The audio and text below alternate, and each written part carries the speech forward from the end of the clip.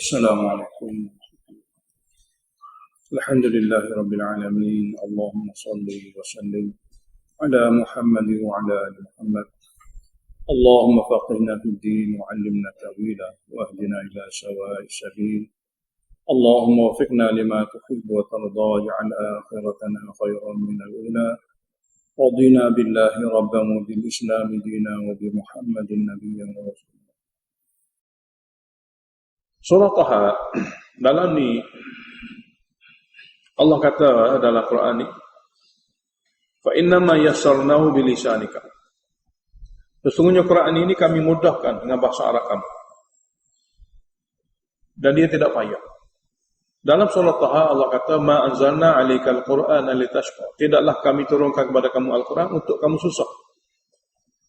Allah kata di sini ayat dalam surah akhir surah Maryam, fa innama yassarnahu. Sesungguhnya kami telah mempermudahkan Al-Quran dengan bahasa Arab kamu.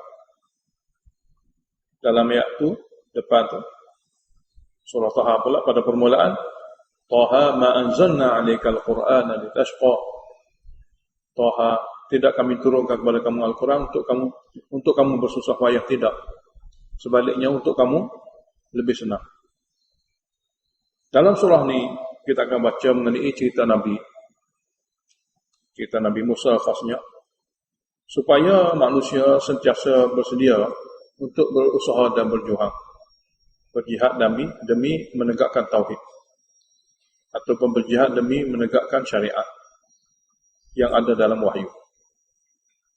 Jadi surah Taha kata-kata kita akan dapati ayat tasji'iyah, ayat membakar semangat supaya manusia jangan lepaskan peluang semasa dunia untuk berusaha terus-menerus menyebarkan wahyu yang ada dalam ni tauhid, yang ada dalam ni syariat Nabi akhir zaman, dan ada dalam ni balasan itu hari akhirat.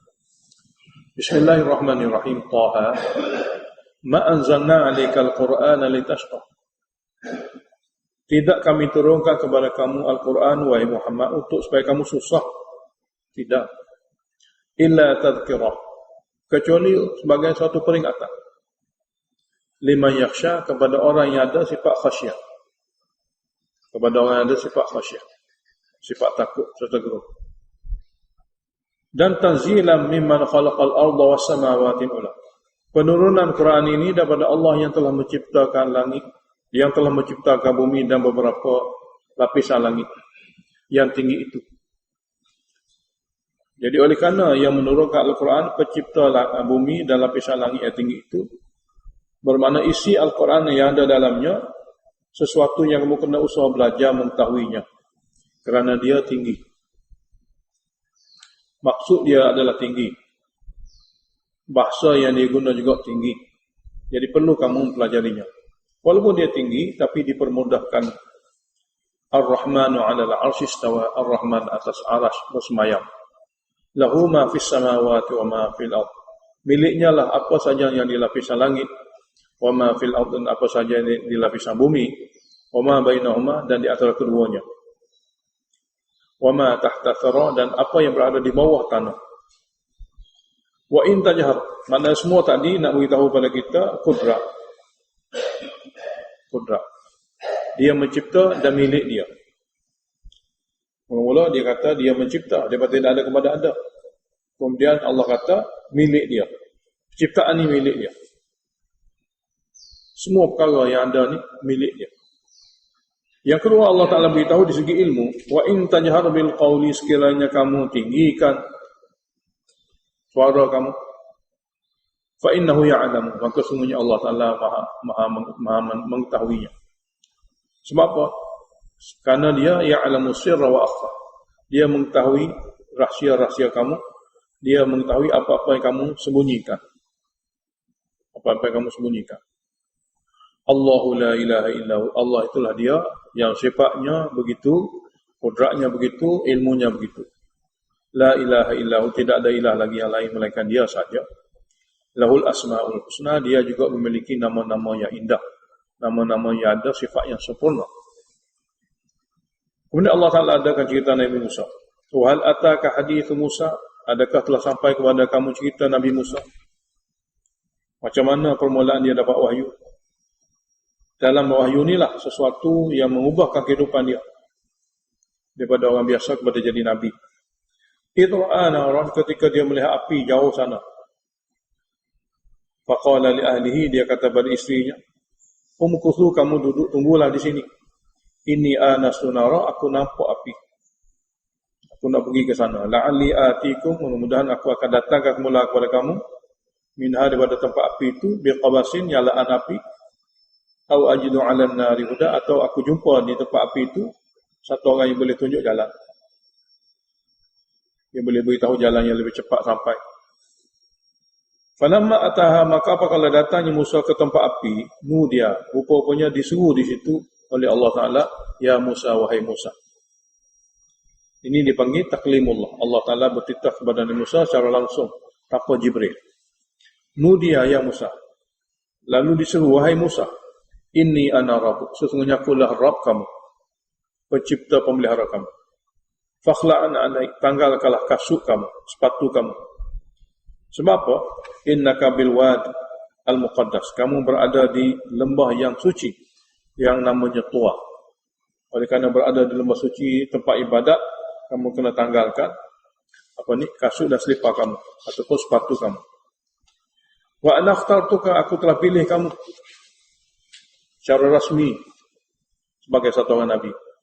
Maka fastami' lima yuha, oleh kerana kamu akan jadi Nabi, kamu akan diberi wahyu. Maka dengarlah dengan betul-betul lima yuha, apa yang diwahyukan kepada kamu. Wahyu itu berbunyi tauhid. Innani ana Allahu la ilaha illa ana. Sesungguhnya akulah Allah. Memperkenalkan nama Allah. Sesungguhnya akulah Allah. Tidak ada ilah melainkan aku. Fa'budni, oleh kerana itu sembahlah aku sahaja, berdoalah kepada aku sahaja, lakukan ibadat kepada aku sahaja. Wa aqimis salata li dzikri, dan dirikanlah salat untuk mengingatiku. Ayat seterusnya tauhid ukhrawi. Setelah diberitahu tentang tauhid sebagai maksud, diberitahu juga sebagai maksud kata akhirat, iaitu kiamat. Permulaan akhirat dengan berlakunya kiamat. Inna sa'ata atiyatun, sesungguhnya kiamat pasti akan berlaku, yang merupakan bermulanya kiamat. Yang bermulanya akhirat. Sesungguhnya kiamat pasti akan berlaku, yang mana bermulanya akhirat.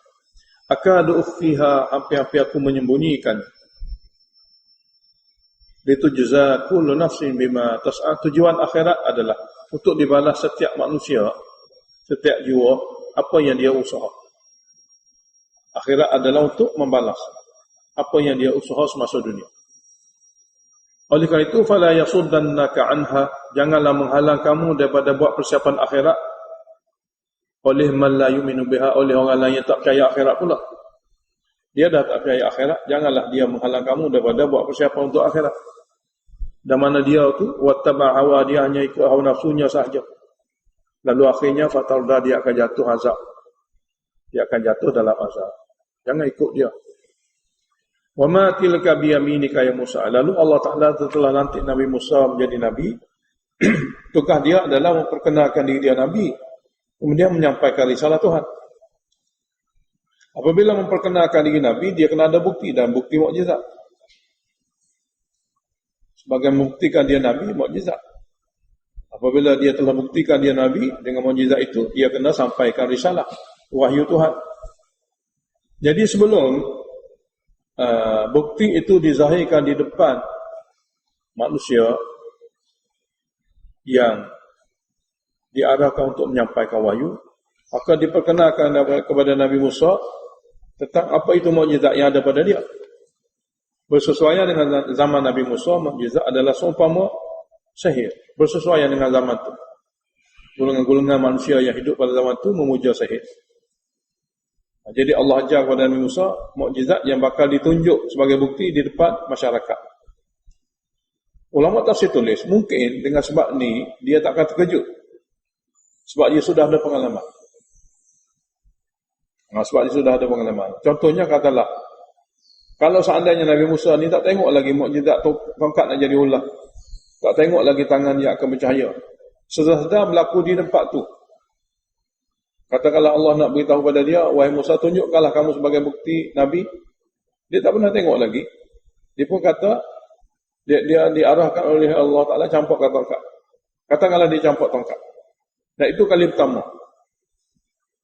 Jadi sama-sama lagi, Fir'aun pun lagi, dia pun lagi, sama-sama takut. Sebab tidak ada pengalaman. Jadi untuk supaya dia ada pengalaman, Allah beritahu dia, ini mukjizat. Inilah buktinya kalau kamu ditanya, mana bukti kamu Rasul? Jadi diperkenalkan bukti. Dalam tafsir kata, untuk memperkenalkan bukti sebagai Nabi, pada masa itu tidaklah ditunjukkan ular yang sangat besar. Ular ala kadar, ular kecil saja. Jadi tongkat ni dia akan jadi ular, betul-betul original ular. Tapi kecil saja sebagai pengalaman. Maka bila perlu, Allah Ta'ala kata, campakkan tongkat, maka di sana mengikut keadaan. Allah nak besarkan boleh, Allah nak kecilkan boleh, mengikut keadaan. Tapi dia sudah tidak takut lagi kerana sudah ada pengalaman. Jadi seumpama inilah ayat ni. Allah tanya dia, "Wa ma tilaka bi yaminika ya Musa?" Apa yang ada tangan-tangan kamu wahai Musa? Dan apa yang ada pada tangan kanan kamu? Qala Nabi Musa kata, "Hiya asai," dia tongkat saya. Maknanya dia guna tongkat ni duduk tangan dia. Dia pun beritahu tujuan tongkat dia tu, atawakau 'alaiha, saya guna untuk bertongkat. Wa ahushu biha ala ghanami, saya guna untuk memukul daun-daun bagi kambing saya. Yang ketiganya, waliya fiha ma'arib ukhra, dan ada lagi faedah-faedah pada tongkat ini, faedah-faedah lain. Untuk ni macam-macam. Setelah dipastikan tongkat itu tongkat dia dan kegunaan dia, Allah Ta'ala beritahu, alqiha ya Musa, campak tongkat itu. Fa'alqaha, lalu dia campak tongkat. Fa'idha hiya hayatun tas'a, tiba-tiba jadi ular sungguh yang bergerak laju.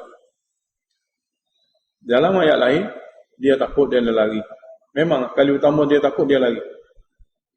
Kita dah baca dah. Dia takut, dia lari. Allah beritahu di sini ringkas, qul qala, Allah berfirman, khuzha, ambil semula. La takhaf. Khuzha, ambillah wahai Musa tongkat tu, wala takhaf, jangan takut. Sanu'iduha siratahal ula, kami akan kembalikan bentuknya seperti asal. Sebab ia sebagai latihan macam mana mukjizat ni akan diarahkan oleh Allah Ta'ala, akan zahirnya. Mukjizat kedua, wadmum yadaka ila janahik, asalnya masukkanlah tangan kamu ke bawah ketiak kamu dan kepitkanlah. Jadi masukkanlah tangan kamu ila janahika ni kepada ketiak kamu dan kepitkanlah. Kemudian keluarkanlah semula, takhruj bayda, akan keluar bercahaya seperti cahaya matahari. Min ghairi su'in, tanpa apa-apa kecacatan dan apa-apa kesakitan. Tidak cacat, tidak sakit. Keluar terus bercahaya seperti cahaya matahari. Ayatan ukhra, mukjizat yang kedua. Untuk ditunjuk kepada siapa-siapa saja apabila mereka nak tahu bukti kenabian. Dua mukjizat ini kami perlihatkan kepada kamu, kami ajar caranya kepada kamu, linuriyaka min ayatinal kubra, untuk kami perlihatkan lagi kepada kamu daripada mukjizat-mukjizat yang besar-besar lagi. Untuk kami perlihatkan kepada kamu daripada mukjizat-mukjizat kami yang besar-besar lagi. Idhab, pergilah ila Fir'aun, kepada Fir'aun. Innahu tagha, sesungguhnya Fir'aun telah melampaui batas. Melampaui batas manusia mengaku Tuhan. Dia tak kata dia manusia, dia kata dia Tuhan. Qala, lalu Nabi Musa berdoa. Dia kata, Rabbi syrah li sadri, wahai Tuhanku, lapangkanlah dadaku. Wa yassir li amri, dan mudahkanlah urusan tablighiku. Wahlul 'uqdatam min lisani, dan lepaskanlah kalu kaku lidahku, supaya yafqahu qawli, mereka boleh memahami perkataanku. Kemudian dia minta kepada Allah supaya dilantik juga abang dia Harun menjadi Nabi. Waja'al li wazira, dan jadikanlah untukku pembantu min ahli daripada keluargaku sendiri. Harun, itu Harun, akhi abangku. Ushdud bihi azri, teguhkanlah dengan Harun tu azri, kekuatanku. Asalnya azri ini maknanya zuhri, belakangku. Belakangku di segi bahasa kiasan kepada semangatku. Wa asyriku fi amri, dan jadikanlah dia berkongsi sama dalam urusan mentabligh yang aku buat. Jadi dengan sebab dia pun boleh mentablighkan wahyu, aku pun boleh mentablighkan wahyu, kai nusabbihaka katsira, supaya kami dapat bertasbih kepada engkau banyak-banyak semasa mentablighkan wahyu. Wa nadhkuraka katsira, dan supaya kami dapat menyebut nama engkau banyak-banyak. Innaka kunta bina basira, sesungguhnya engkau, wahai Allah Ta'ala, sentiasa melihat keadaan kami, apa yang perlu, apa yang sudah cukup. Setelah doa dibuat oleh Nabi Musa, qala Allah berfirman, qad utita, sesungguhnya telah dikabulkan su'laka, permohonan kamu, wahai Musa, ya Musa. Walaqad mananna 'alaika marratan ukhra, dan sesungguhnya selain daripada doa ini dimakbulkan, di antara jasa-jasa kami ialah mananna 'alaika, kami telah membuat banyak lagi jasa kepada kamu. Marratan ukhra, pada kali yang lain. Mana pada ketika-ketika sebelum ini.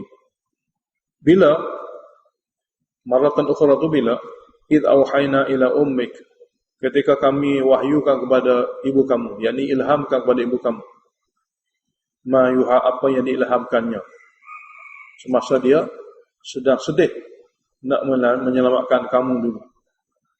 Jadi kami ilham kepada dia, aniqdi fihi, letakkanlah Musa anak kamu fitabut, di dalam peti. Setelah itu faqdi fihi, letakkanlah pula peti itu fil yami, di sungai. Falyuqihil yam, nescaya sungai, arus sungai itu akan menghanyutkan peti itu bisahili, di di pangkalan Firaun. Sampai di sana ya'khudhuhu aduwwuli wa aduwwullah, dia akan diambil oleh musuhku, yakni Firaun itu musuhku dan musuhnya juga. Itu apa yang akan berlaku. Dan lagi aku beritahu kepada kamu, wahai Musa, wa alqaitu 'alaika mahabbatan minni, aku telah campakkan kepada kamu pada masa kamu kecil lagi, mahabbatan, suatu sifat kasih sayang apabila orang memandang kepada kamu. Itu pun daripada aku. Mana Nabi Musa pada masa kecil, orang semua sayang kepada dia. Isteri Firaun sendiri, pelayan-pelayan istana, askar, semua sayang kepada dia. Sehingga tidak ada terfikir pada mereka itu, budak ni adalah budak yang perlu dibunuh dan dihilangkan. Jadi, oleh kerana itulah, walitusna ala aini, oleh kerana aku letakkan ke dalam hati pemerhati yang melihat kamu untuk kasih sayang, supaya kamu dilayani dalam jagaanku. Dengan dicampak kasih sayang saja, dia dilayan. Dilayan kerana kasih. Seperti mana satu orang tu sayang pada kucing. Daripada banyak-banyak kucing, satu orang tu dia sayang pada satu kucing. Dia pun dilayani. Kucing tu dilayani kerana manusia sayang pada dia. Kalau dicampak benci, dibuang. Jadi perasaan dalam hati manusia tu nak melayan ataupun nak buang. Jadi Allah kata, aku campak dalam hati orang lihat tengok kamu, wahai Musa, semua sayang. Dengan sebab itulah kamu dilayani dalam jagaanku. Walitusna ala aini. Jadi kamu dilayani atas jagaanku. Aku campak saja dalam hati manusia begini, kamu pun dilayan dengan baik. Itamshi ukhtuka fataqul, ketika mana kakak kamu berjalan mencari kamu. Apabila dia tahu kamu sampai ke istana Firaun, fataqulu, dia pergi, dia kata, hal adullukum, sukakah aku nak tunjukkan kepada kamu semua, ala man yaqulu, kepada satu orang yang boleh jaga, boleh pelihara budak ni. Jadi oleh kerana kesayangan, tak gila orang kata, siapa yang boleh jaga dia? Tak apa. Tidak ada terfikir pada hati siapa, bahawasanya inilah Musa yang akan meruntuhkan kerajaan Firaun. Jadi apabila didengari satu orang bersetuju untuk bawa pergi, untuk dilayan, dipelihara dengan baik, dikurang kerana kasih sayang, jadi dia pun bagi. Nak jaga dia dengan kasih sayang, boleh ambil lah. Faraja'naka ila ummika, lalu kami kembalikan semula kamu wahai Musa kepada ibu kamu dalam tempoh yang sangat singkat. Sangat-sangat singkat. Letak sini, kemudian pergi sana, boleh balik semula. Buat syarat saja, punch card. Maknanya letak sini, ambil masa yang sangat singkat untuk pergi ke pangkalan Firaun. Lepas tu dia menangis, tak sempat minum susu siapa-siapa. Dia balik minum susu mak dia. Pusing saja pergi. Semua dijaga oleh Allah. Jadi faraja'naka ila ummika, kami kembalikan kamu kepada ibu kamu semula, supaya kai taqarra 'ainuha, supaya ibu kamu senang hati, wala tahzana, dan dia tidak bersedih dan berduka cita lagi kerana perpisahan itu. Semua tu aku buat dengan kudrat aku. Wa qatalta nafsan, kamu telah bunuh Kibti. Fa najaynaka minal gham, kami selamatkan kamu daripada kebimbangan dibunuh balas oleh Firaun dengan cara tidak adil. Wa fatannaka futuna, dan kami telah uji kamu sebelum ini berbagai-bagai ujian hingga keadaan sekarang ini. Falabitha sinina, kamu berada di sana di Madian lebih kurang 10 tahun. Fi ahli Madian, di daerah Madian. Summa ji'ta ala qadari ya Musa, kemudian kamu telah datang semula ke Mesir dengan takdir yang ditetapkan, wahai Musa, untuk menjadi satu orang nabi dan bertukar daripada menjadi anak angkat kepada menjadi penyeru kepada agama Allah. Wastana'tuka li nafsi, aku telah pilih kamu wahai Musa li nafsi, untuk menjadikan rasulku. Li nafsi ini untuk menjadikan rasul. Idhab anta wa akhuka bi ayati, pergilah kamu dengan abang kamu dengan berbekalkan ayat-ayatku. Wala taniya fi dzikri, janganlah kamu berdua lalai leka di dalam berzikir dan mengingati aku semasa bertabligh atau semasa duduk seorang diri. Idhab, kamu berdua pergilah. Pergi kepada mana? Ila Firaun. Pergi kepada Firaun. Sebab dialah orang yang mempengaruhi. Innahu tagha, sesungguhnya Firaun itu melampau batas. Kurang kerana dialah rakyat nyelata dia terpengaruh dengan dia.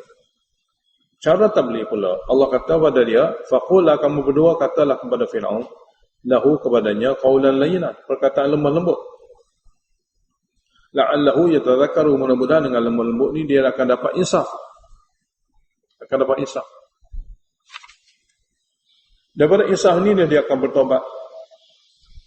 Daripada bertobat tu dia akan masuk Islam. Au yakhsha, ataupun apabila kamu beritahu tentang hukuman-hukuman azab, dia akan takut. Dan apabila dia takut, dia tidak akan syirik lagi pada Allah. Dia tidak akan zalim lagi Bani Israil. Dalam kitab tafsir dia ada tulis, perkataan lembut ini sebenarnya untuk menjadikan hujah yang mantap dalam seruan tauhid. Manakala orang tu nak menolak seruan tauhid, bukan alasan lain, alasan dia tak suka tauhid saja. Tapi kalau tidak buat ucapan dengan lemah lembut, dia akan jadikan alasan kasar. Apabila jadikan alasan kasar, memang kasar ni alasan. Jadi dia tidak terima tauhid dengan sebab kasar, itu betul. Oleh kerana itu, biar dia tolak atas dasar dia tolak tauhid, bukan tolak atas dasar sifat kasar kita. Itu maksud daripada qaulan layyinan. Jadi janganlah orang tu tolak kerana dia tak suka peribadi kita, dia tak suka perwatakan kita. Jangan.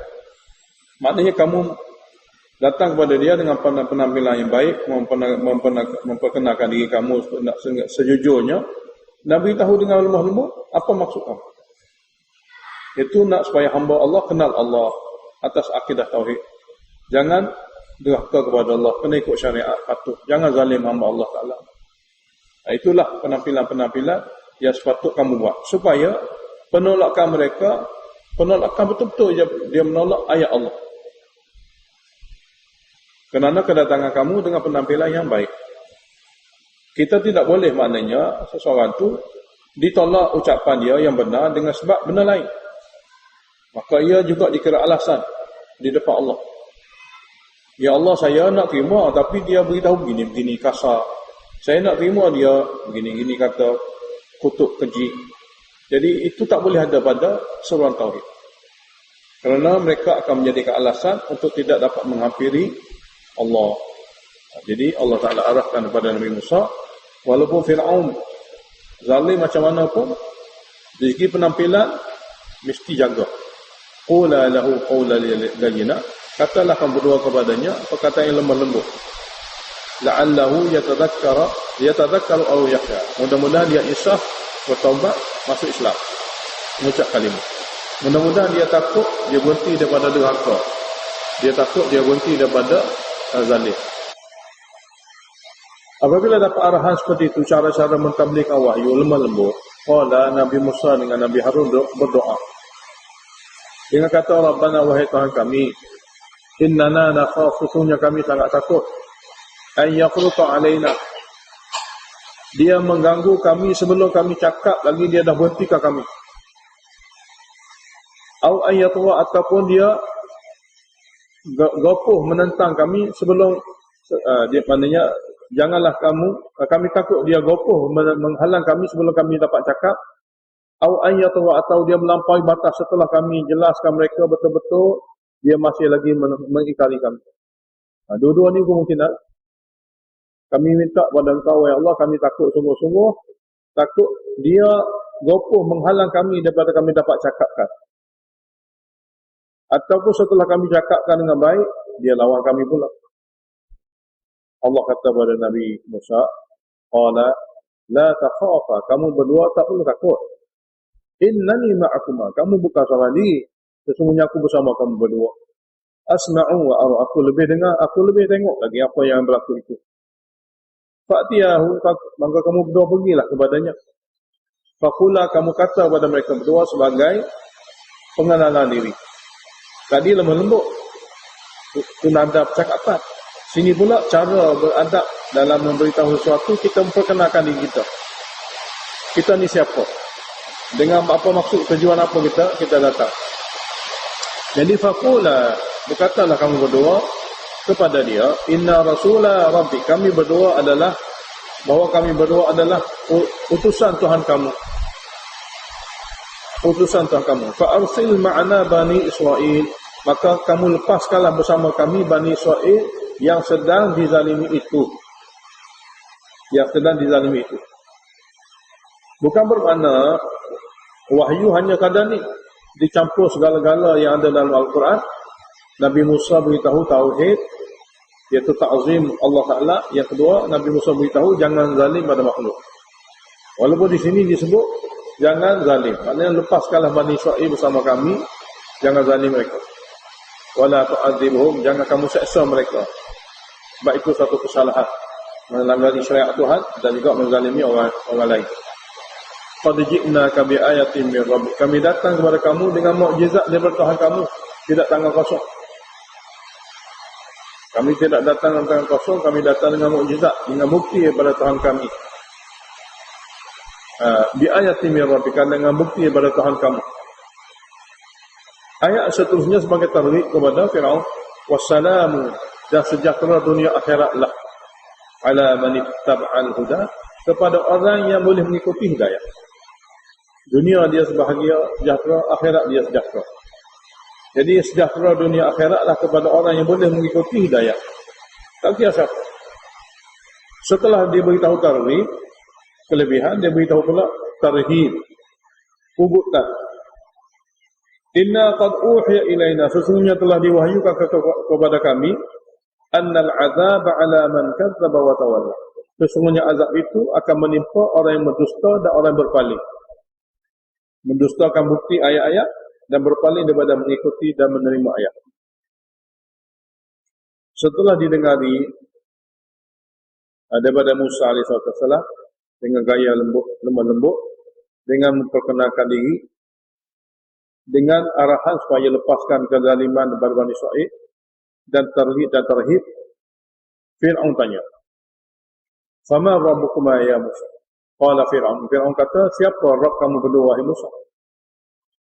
Qala Nabi Musa kata, Rabbuna alladhi a'ta kulli syai'in khalqah. Tuhan kami ialah Tuhan yang memberi setiap sesuatu akan ciptaannya. Apa makna setiap sesuatu akan ciptaannya?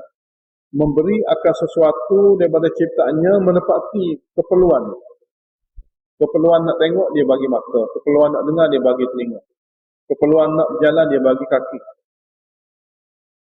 Keperluan nak makan, dia bagi mulut. Nak bercakap, dia bagi mulut. Keperluan nak menyentuh, dia bagi tangan. Keperluan nak berfikir, dia bagi akal. Dia bagi semua. Perlu-perlu itu, dia bagi apa? Semua. Yang kedua, mahada. Kemudian dia ajar pula macam mana nak guna. Mata nak guna macam mana, telinga nak guna macam mana, kaki nak guna macam mana, apa faedah-faedah yang ada pada anggota itu. Itulah penjelasan Nabi Musa. Jadi apabila didengari oleh pendengar, termasuk Fir'aun, Fir'aun tanya, kalaulah perkara yang kami sedang buat ni salah, macam mana Datuk Nenek kami pula? Jadi menyalahi Datuk Nenek memberi kesan bahaya. Jadi kata Fir'aun, fama balul qurunil ula. Apa pula keadaan umat-umat Datuk Nenek kami yang dahulu-dahulu yang telah mati? Salahkah mereka? Salahkah mereka? Biasanya apabila seseorang itu menyalahkan Datuk Nenek, menyalahkan keluarga, menyalahkan keturunan, jadi akan timbul perasaan marah atau timbul perasaan tak terima dalam hati pendengar. Itu cara Fir'aun. Dia sebut Datuk Nenek dulu, dia dulu. Jadi cara jawab, Allah ajar. Nabi Musa kata, ilmuha inda Rabbi. Datuk Nenek yang telah mati itu, ilmu tentang mereka segala kepada Tuhan aku. Fi kitabi, dalam kitab, dalam takdir. Dalam kitab ni ada dalam takdir, dalam Lauhil Mahfuz. Dia jadi macam mana surahlah pada Tuhan aku. Aku pun tidak tahu. Jadi Nabi Musa tak kata salah, tak kata sesat. Dia kata surah pada Tuhan, bagi kita tak tahu, dia dah mati. La yadhillu rabbi wa la yansa. Dan Tuhan aku dia tidak silap dan tidak lupa. Pandai-pandai lah dia buat. Surah kepada dia, dia maha tahu, dia tidak silap, dia tidak lupa. Maknanya nisbah kepada apa yang berlaku pada umat dahulu surah pada Allah. Jadi tidak ada fatwa daripada mulut Nabi Musa mengatakan sesat atau salahnya yang sudah meninggal dunia. Kemudian Nabi Musa terus sambungkan lagi hujah dia, alladzi ja'alakumul arda mahda. Allah Taala yang telah menjadikan untuk kamu bumi sebagai hamparan. Wa salaka lakum fiha subula. Telah mengadakan untuk kamu di bumi juga jalan-jalan.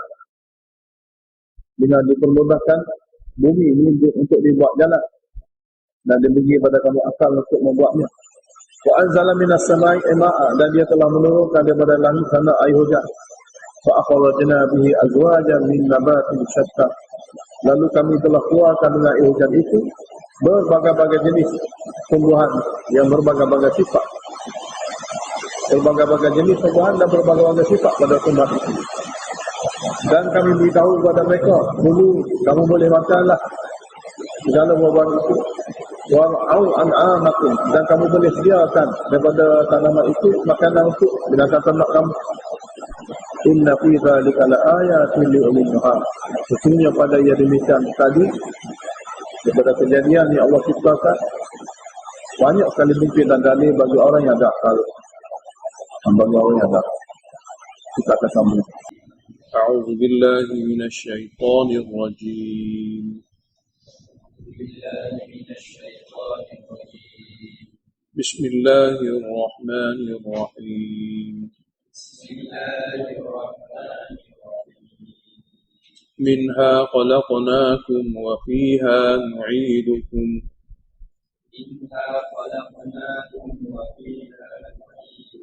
wa minha nukhrijukum taratan ukhra. ولقد أريناه آياتنا كلها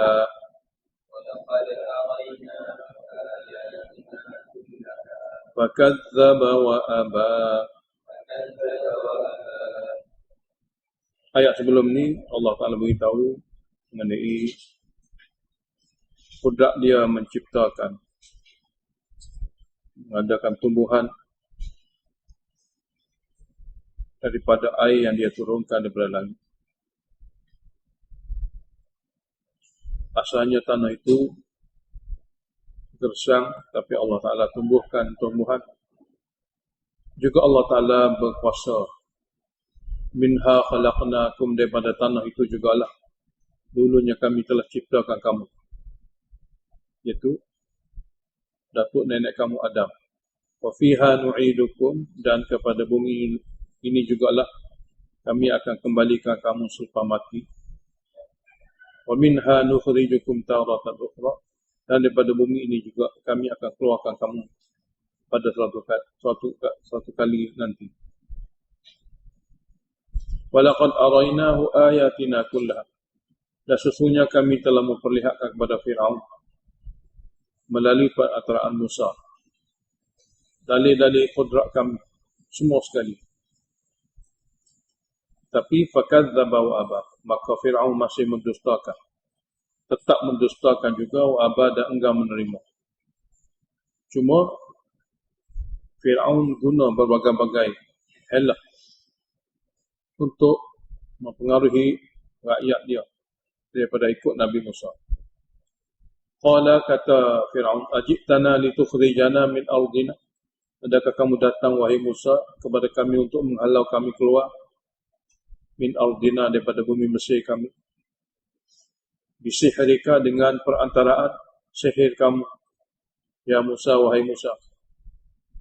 Maknanya dia tuduh dua perkara. Satunya tuduh Nabi Musa ahli sihir, yang kedua maksud Nabi Musa untuk guling kerajaan. Lalu kata Fir'aun lagi, falana'tiyannaka bisihri mithlihi, kami akan bawa kepada kamu sihir seumpama itu. Faj'al bainana wa bainaka maw'ida, maka buatlah di antara kami dengan kamu suatu pertemuan yang sama-sama boleh hadir. La nukhlifuhu nahnu wala anta, yang kami tidak akan mengkirinya dan kamu juga jangan. Iaitu janji di mana akan bertemu untuk mengadakan perlawanan sihir. Sebab ini semua sekali yang ingin dilakukan oleh Fir'aun, nak beritahu pada rakyatnya bahawasanya Nabi Musa adalah ahli sihir. Jadi kena ada pertarungan di antara sihir Musa dengan sihir orang yang ada di sekitar Mesir. Penyanyian makan dan suara satu medan yang terbuka yang boleh dihadiri oleh semua. Nabi Musa kata, qala maw'idukum yaumuz zina, hari pertemuan itu ialah itu hari raya. Zina mana hari perhiasan, hari mana rakyat dilata pakai pakaian yang ada perhiasan. Wa ayyusharan nasu duha, dan dikumpulkan manusia pada hari itu untuk melihat pada waktu duha. Fatawalla Fir'aun, lalu Fir'aun berada daripada majlis itu melakukan usaha. Fajama'a kaidahu, lalu dia himpun kaidah maknanya rancangannya. Jadi daripada ahli sihir dan ala-ala ahli sihir. Summa ata, pada akhirnya datanglah dia ke medan. Setelah terkumpulnya ahli sihir, qala lahu Musa, Nabi Musa terlebih dahulu bagi kepada mereka nasihat. Dia kata kepada ahli sihir, wailakum, bahaya kamu semua. Dan ini pertembungan kali ini bukan aku ni ahli sihir dengan kamu. La taftaru 'ala Allahi kadiba, janganlah kamu ada-adakan suatu bohongan untuk lawan Allah dengan cara kamu anggap apa yang kami bawa ini sihir. Kalau begitu, fayushitakum bi'adzabi, nescaya Allah Ta'ala akan timpakan kamu dengan azab yang besar. Wa qad khaba man iftara, dan kecewalah siapa-siapa dalam pertembungan ini yang mengada-ngadakan. Dan tidak sebenar, dia akan kecewa. Setelah dengar nasihat daripada Nabi Musa, fatanaza'u, berbantah-bantahan ahli sihir sesama mereka setelah dengar tabligh wahyu daripada Nabi Musa. Fatanaza'u amrahum bainahum, lalu berbantah-bantahanlah di antara ahli sihir sama ada nak melawan atau tidak. Wa asarun najwa, maka dan mereka telah merahsiakan bisikan mereka sama mereka. Qalu, akhir daripada perbualan dan akhir daripada perbualan dan juga bantah-membantah itu, mereka kata, in hadani, sesungguhnya Musa dengan Harun la sahira, memang ahli sihir. Yuridani ayyukhrijakum, yang kedua-dua itu ingin menghalau kamu keluar min ardikum, daripada bumi Mesir kamu, bisihrihma, dengan menggunakan sihir mereka berdua. Ya wayat haba, dan dia ingin menghapuskan bitariqatikumul mutla, agama kamu yang terbaik. Tariqah sini adalah resam hidup, agama yang kita sedang, agama yang sedang dihayati oleh mereka itu ingin dihapuskan oleh Musa. Fa ajmi'u kaidakum, dia kata sesama dia ahli sihir, kamu bersatu sungguh-sungguh, buat rancangan yang sangat baik untuk melawannya. Thumma tu saffa, fa ajmi'u kaidakum thumma tu saffa, kamu hendaklah bersatu teguh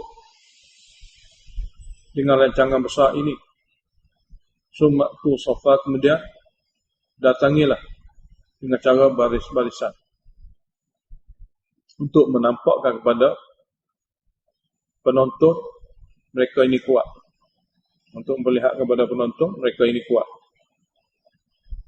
Dan kata mereka lagi, waqad aflaha, akan dapat kemenangan al-yawma, pada hari pertarungan ini, man ista'ala, siapa di antara dua kumpulan yang boleh memenangi, maka mulalah pertarungan sihir. Qalu, kata ahli sihir kepada Nabi Musa, ya Musa, imma an tulqiya, sama ada kamu campakkan terlebih dahulu tongkat kamu, wa imma an nakuna awwala man alqa, atau sama ada kami yang mulakan campakkannya. Nabi Musa jawab melalui wahyu Allah, bal alqu, bakal kamulah campak dulu, mana campaklah kamu semua dulu. Fa idza hibaluhum wa hisyyuhum, maka tiba-tiba tali temali mereka, tongkat-tongkat mereka itu bertukar. Bukan bertukar hakikat, bertukar di segi pandangan mata. Jadi tiba-tiba tongkat dan tali mereka yukhayyalu ilaihi, terbayang kepada Nabi Musa, min sihrihim, daripada sihir-sihir mereka itu, annaha tas'a, seolah-olah annaha tas'a, mana terbayang pada penglihatan mata Nabi Musa bahawa tali-tali tadi telah bertukar menjadi ular yang tas'a, yang laju bergerak, fa'ujasa fi nafsihi khifah, lalu merasai dalam hati Nabi Musa suatu ketakutan. Takut kenapa ni? Pertama, mungkin takut biasa, sebab sihir begitu banyak. Yang kedua, bimbang takut pemerhati di kalangan penonton terpengaruh dengan sihir. Menyebabkan mereka kufur, menyebabkan mereka teguh dalam kekufuran.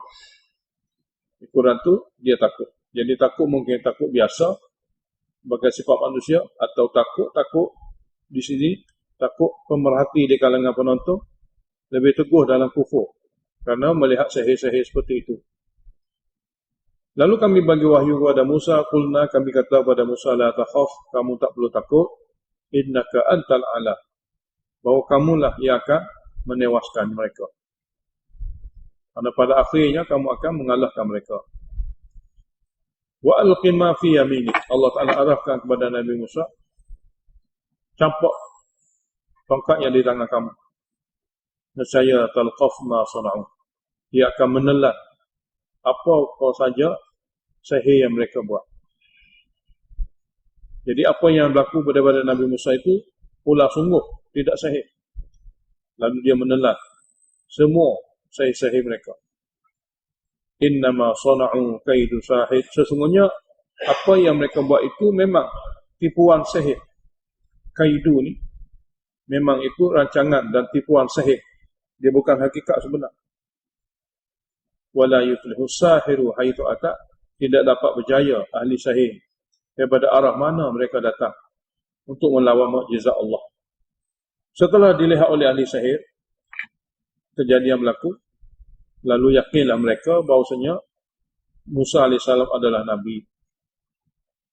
Sebab ulah yang berlaku itu adalah ulah sungguh, ulah sebenar. Fa'ulqiya saharatu sujjadan. Lalu terus turun sujud ahli sihir itu, menandakan dia juga sudah beriman.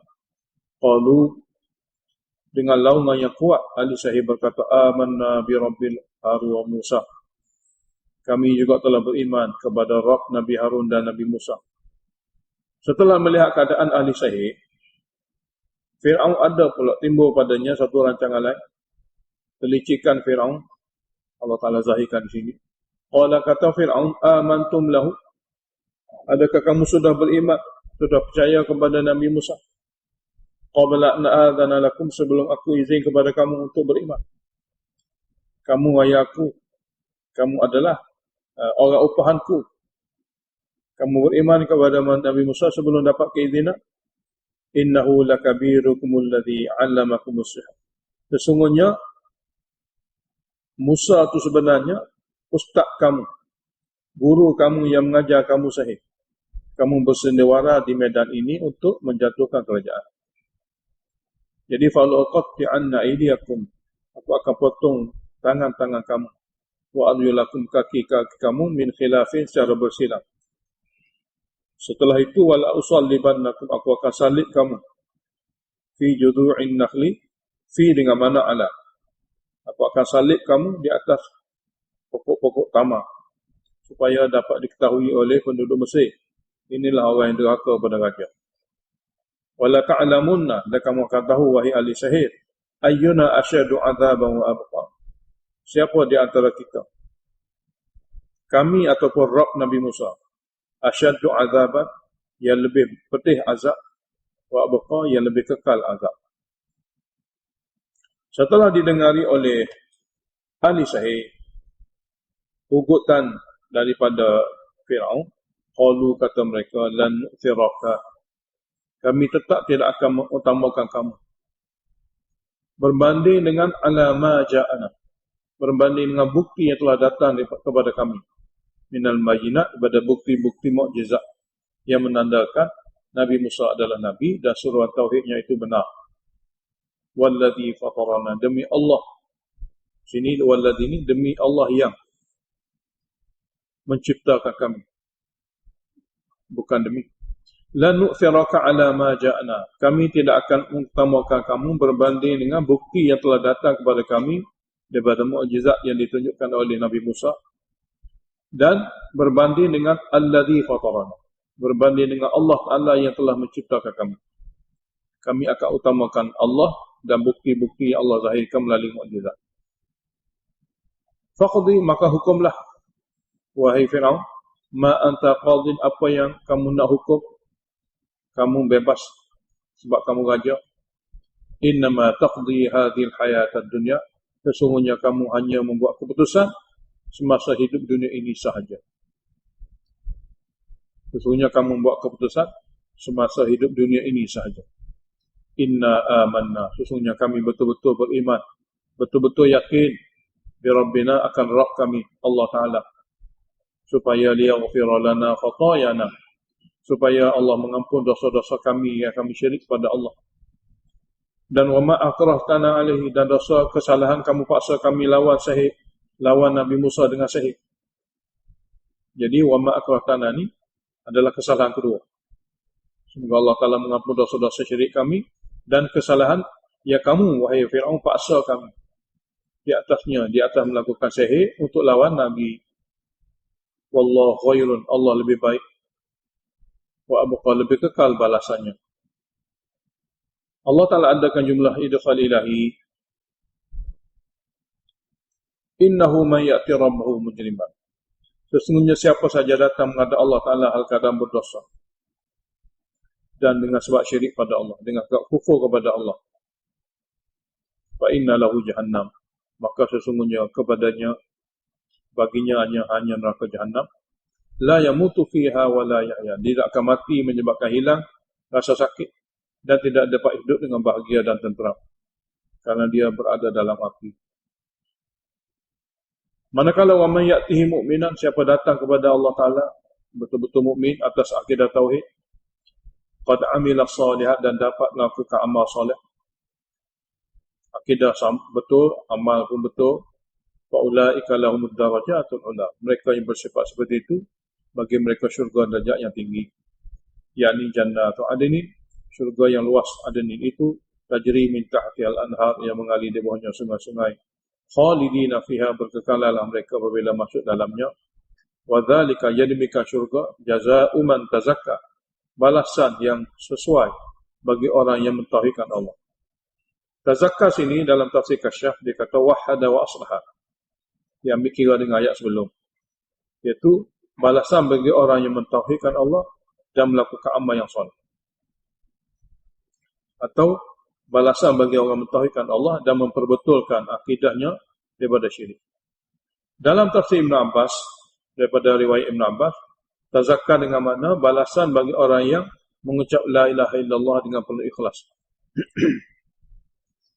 Setelah hujah begitu zahir, maka tibalah masanya Nabi Musa diarahkan supaya bawa Bani Israel untuk tinggalkan Mesir, bagi menyelamatkan diri mereka daripada kezaliman Firaun. Kerana Firaun sudah kalah di dalam medan, tidak mampu lagi nak berhujah, tinggal lagi dia akan menghukum.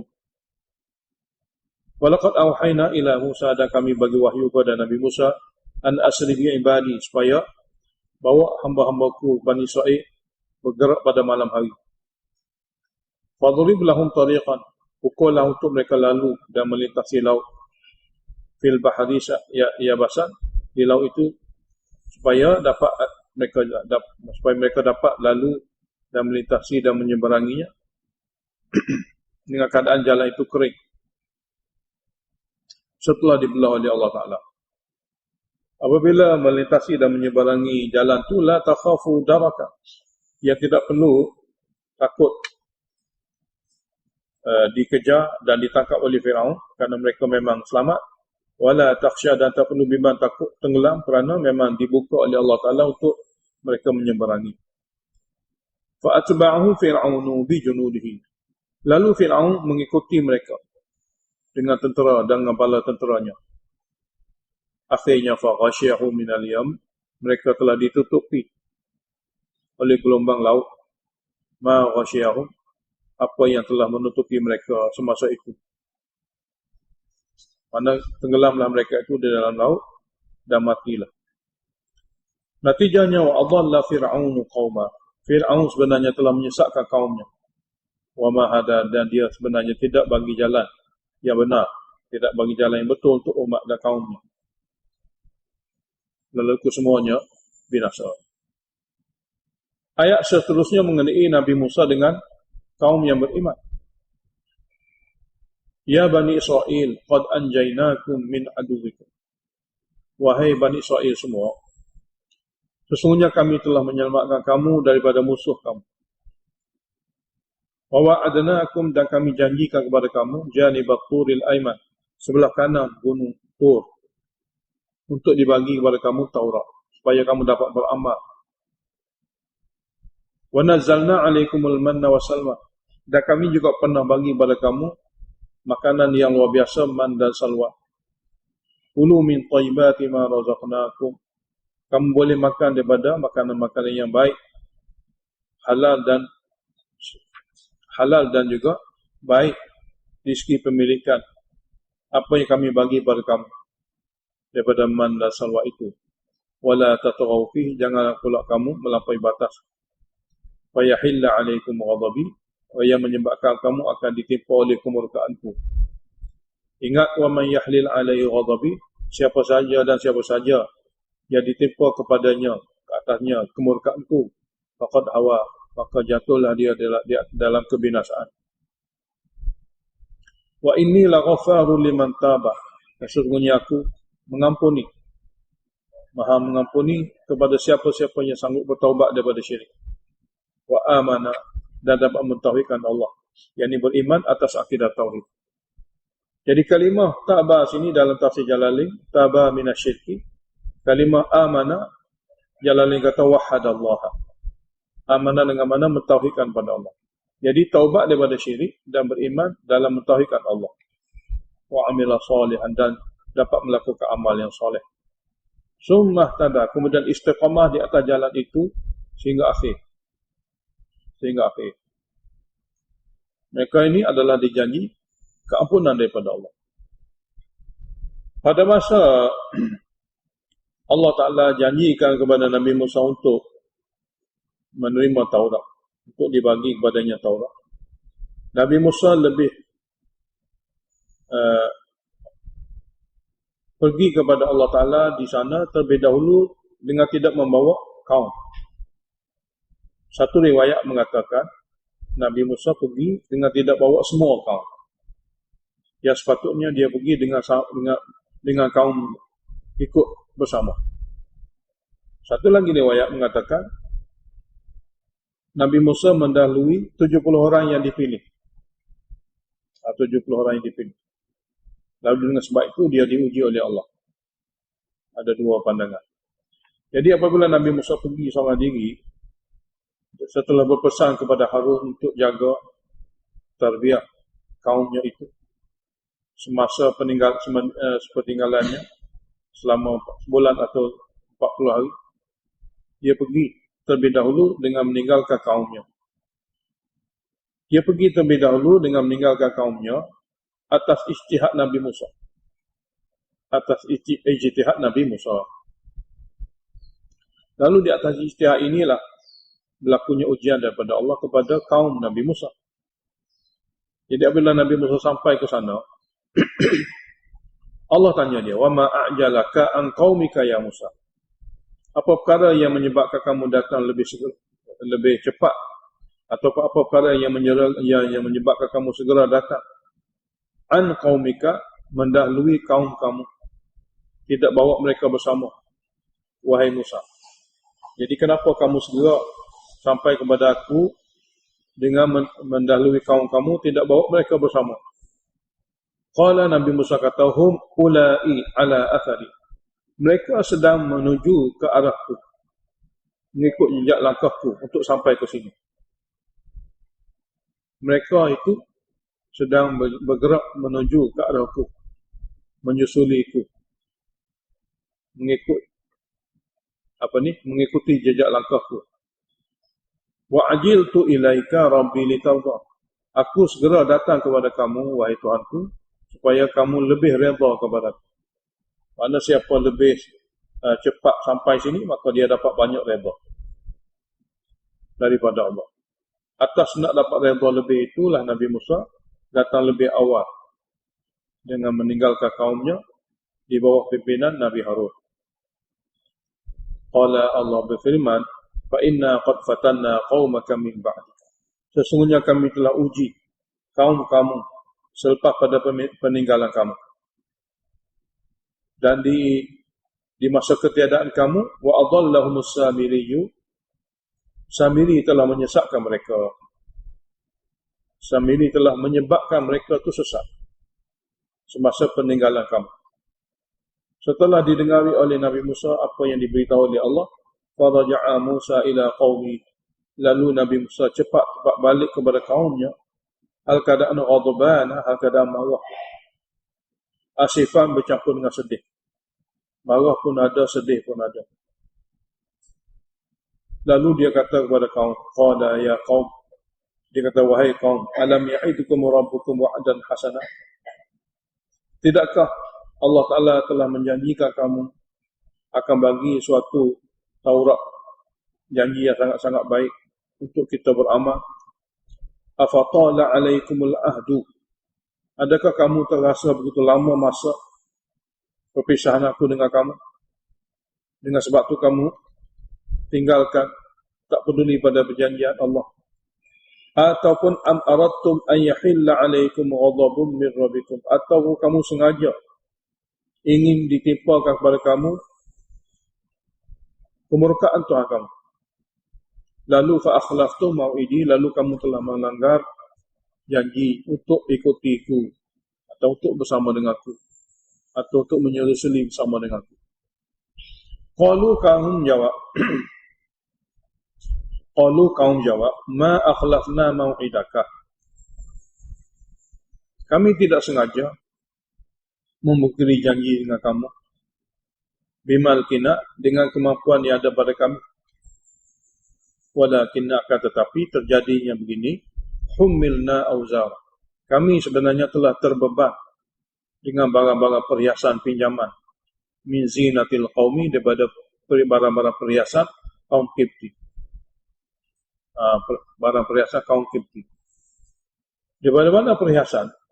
Setengah ulama tafsir kata, perhiasan ni, iaitu pada hari dihimpunnya segala rakyat jelata untuk melihat pertarungan sihir. Dan pada masa itu adalah hari raya yang biasa mereka guna alat-alat perhiasan. Jadi kaum Bani Israel dia tidak kaya. Pada hari itu dia meminjam barang-barang perhiasan daripada kaum Kipti untuk meraihkan hari itu. Jadi oleh kerana arahan untuk berhijrah atau arahan untuk meninggalkan Mesir ini dibuat secara bersegera, maka mereka tak sempat untuk memulangkan kembali. Ini satu tafsiran. Jadi dia kata kepada Nabi Musa, kaum kata kepada Nabi Musa, kaum yang menyembah patung anak lembu itu, kami bukanlah sengaja, akan tapi humilna, kami dibebankan auzara, suatu bebanan, yakni min zinatil qaumi, daripada barang perhiasan kaum Kipti yang kami ambil, kami pinjamnya untuk hadir upacara upacara perlawanan sihir. Jadi apabila dia kata ini suatu dosa, maka kami pun serah kepadanya. Lalu dia kata kamu kena campak ni, kita kena bakar. Faghadhafnaha, kami pun campak untuk dibakar. Kami pun campak untuk dibakar barang-barang perhiasan tadi. Fakadzalika, begitu juga Samiri alqa as-Samiri, mencampak apa yang ada padanya dalam api yang telah disediakan oleh Samiri. Dalam tafsir sebut, Samiri dia ada satu kemahiran, iaitu kemahiran mengukir dan membuat sesuatu perhiasan daripada logam. Ini tafsir yang disebut. Jadi atas kemahiran yang sedia ada, yang dia telah belajar, yang dia ada kemahiran, pengalaman lama itulah, dia buat satu helah. Jadi fa'akhraja lahum ijlan jasadan. Lalu Samiri buat daripada perhiasan-perhiasan yang telah dicairkan dalam api tadi, menjadi anak lembu, jadi badan anak lembu, kepada mereka-mereka yang telah mencampakkannya. Cuma daripada ciptaan dan rekaan dia, anak lembu tu boleh keluar suara. Lahu khawaru, dia boleh keluar suara anak lembu. Seperti seseorang tu buat serunai. Faqalu, lalu apabila mereka tengok perkara pelik seperti ini, badan lembu tapi badan lembu daripada perhiasan, daripada emas perak, tapi ada suara lembu. Faqalu, kata mereka, hadza ilahukum, inilah dia ilah kamu, wa ilahu Musa, dan ilah Nabi Musa. Fanasya, maka lupa Samiri akan tauhid. Sini lupa nisbah pada Samiri, maka telah lupa Samiri atas ajaran tauhid. Afala yarawna, apakah mereka tidak boleh tengok, alla yarji'u ilaihim qawla, anak lembu tu tidak boleh jawab kepada mereka apa-apa perkataan tu. Sebarang ucapan, sebarang perkataan pun mereka, anak lembu ni tak boleh jawab. Mana dia memang patung lembu, Hanya bunyi saja, bunyi anak lembu. Wala yamliku lahum dharran wala naf'an. Tidakkah mereka boleh tengok anak lembu tu tidak memiliki apa-apa pun untuk membahayakan mereka dan juga untuk memberi faedah. Adakah Nabi Harun duduk tengok saja atau macam mana? Walaqad qala lahum Harun min qabl. Dan sesungguhnya telah memberi nasihat kepada mereka oleh Nabi Harun sebelum itu, sebelum mereka membuat anak lembu dan memujanya. Nabi Harun berkata, ya qaumi, wahai kaumku, innama futintum bihi, sebenarnya kamu telah dicoba dan diuji oleh Allah Ta'ala dengan patung-patung seperti ini. Dengan patung seperti ini. Wa inna rabbakumur rahman. Ini bukan Rabb kamu. Sesungguhnya Rabb kamu adalah Tuhan Rahman. Fattabi'uni, maka kamu semua ikutlah aku. Kekal dalam ajaran Tauhid. Wa ati'u amri, dan taatlah kepada arahanku. Untuk mengikuti syariat Tauhid. Walaupun mereka dengar nasihat Nabi Harun, qalu, kata mereka, lan nabraha alaihi akifin. Kami akan tetap terus beribadat dengan cara berpesta di sekeliling anak lembu, hatta yarji'a ilaina Musa, sehingga kembali semula kepada kami Musa. Jadi dia kata kepada Harun, kami tak akan ikut kata-kata kamu, kami akan tunggu Nabi Musa. Dia nasihatkan kami. Setelah Nabi Musa balik, jumpa Nabi Harun. Qala, kata Nabi Musa, ya Harun, ma mana'aka id ra'aitahum dhalla. Apa perkara yang menghalang kamu apabila kamu telah melihat mereka itu telah sesat semua anak lembu? Kenapa tidak menyebabkan kamu alla tattabi'ani, datang cepat-cepat ikut aku? Afa asaita amri, adakah kamu sengaja nak menyalahi atau mendahului arahanku yang aku pesan pada kamu? Kata Nabi Harun, kata Nabi Harun, la ya bna wahai anak ibu, la ta'khudh bi lihyati wala bi ra'si, janganlah kamu tarik janggutku dan rambutku. Inni khasyitu, sesungguhnya aku bimbang, an taqula farraqta baina bani Israil, kamu menuduh aku telah memecah belahkan Bani Israil. Walam tarqub qawli, aku takut kamu kata kepada aku, maksudnya kamu tak ambil berat pesananku. Dalam tafsir sebut, Nabi Musa ingin supaya tindakan keras kepada kaum yang menyembah anak lembu. Tindakan keras. Walaupun terjadinya dua kumpulan.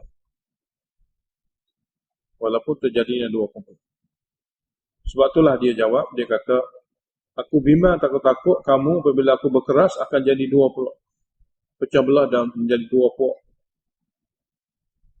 Dan kamu akan kata kepada aku, kenapa kamu tidak ambil berat pesanan-pesananku sebelum aku tinggalkan kamu? Qala fama khadbukum ya Samiri. Setelah dia tanya abang dia Nabi Harun, akhirnya dia tanya Samiri. Nak tahu apa maksud daripada yang dibuat oleh Samiri itu. Qala, kata Nabi Musa, fama khadbuka. Apa maksud sebenar kamu, ya Samiri, wahai Samiri, yang kamu buat begini? Qala, kata Samiri, basurtu bima lam yabsuru bihi. Aku ada kemahiran yang mereka tidak ada kemahiran. Membuat patung ni aku ada kemahiran, mereka tidak ada kemahiran. Fakhabattu khabdatan min atharir rasul. Aku dapat belajar sedikit daripada ilmu Rasul.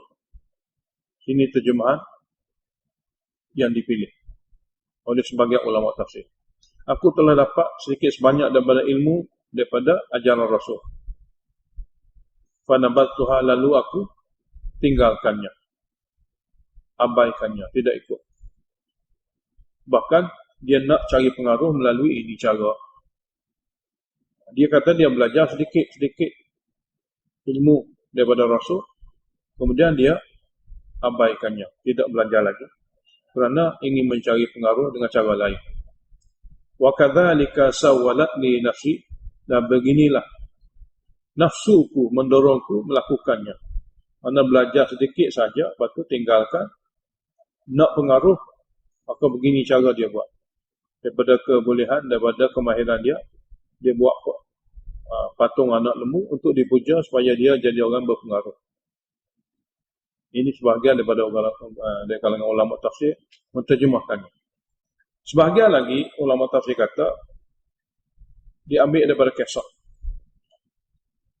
Kata Samiri, aku tengok apa yang mereka tidak tengok, iaitu setelah ketika datangnya Jibril dengan menunggang kuda, fa khabattu qabdatan min atharir rasul, aku telah ambil segenggam daripada tanah tempat dipijaknya oleh kaki kuda Rasul. Rasul sini Jibril.